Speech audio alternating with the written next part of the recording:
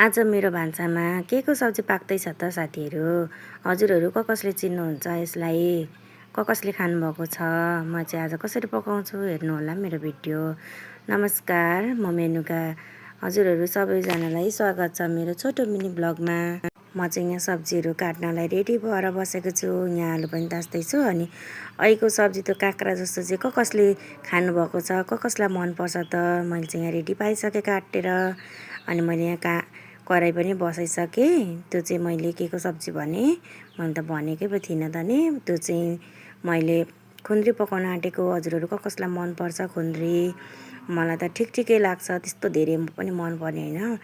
तर त्यत्रो टिपेको थिएँ, अरू चाहिँ पाकेको भएर चाहिँ मलाई मन पर्दैन त्यस्तो चाहिँ। अनि त्यो भएर मैले चाहिँ अलिक कलिलो मात्रै पकाएँ। अनि यहाँ आलु चाहिँ अलिक रातो भएपछि त्यो अर्को खुन्द्रीको सब्जी पनि लगाएँ। अनि यसलाई पाक्न एकछिन छोड्दै। अनि यहाँनिर मैले चाहिँ दाल पनि अघि रेडी गरिसकेको थिएँ, यो गेडागुडीको रस।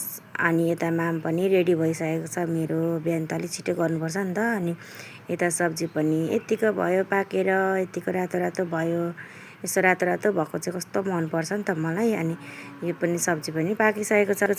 अनि यहाँनिर चाहिँ मैले आलुको अचार बनाउँदैछु साथीहरू। सर माथिबाट अमिलो निचोरेर कस्तो मिठो हुन्छ नि त, अमिलो निचोरेर आलुमा अचार। अनि थ्याङ्क यू फर वाचिङ।